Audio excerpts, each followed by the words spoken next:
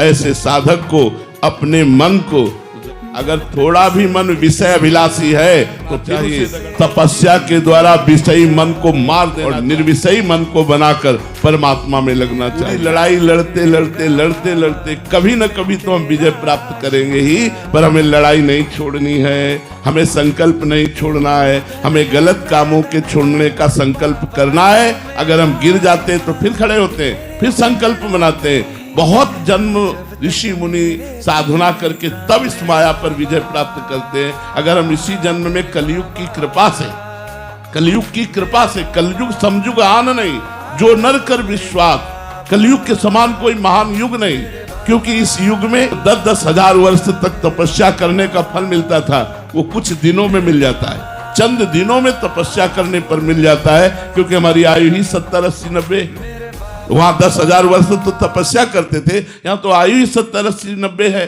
तो कलयुग की कृपा से यदि हम अभ्यास और साधना ठीक करें तो कम समय में उन ब्रह्म ऋषियों से देखते हुए जो 10-10 हजार वर्ष तक, 60-60 हजार वर्ष तक, अब देखो बड़े बड़े ऋषि मुनियों ने कितनी भारी भारी तपस्या करके इन दोषों पर विजय प्राप्त की।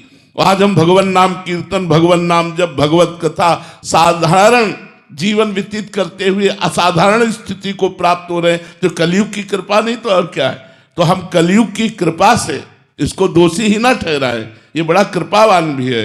इसकी कृपा से कम समय में साधना तीव्र गति से गुरुदेव के चरणों का आश्रय लेकर यदि करें तो मन बहुत जल्दी निर्विकार हो जाए। तो हमको नाम जप बढ़ाना चाहिए, सत्संग सुनना चाहिए, और जहां से हमारा आचरण बिगड़े वहां से दूरी बनानी चाहिए। ऐसे लोगों से, मोबाइल के उन दृश्यों से, ऐसे मित्रों से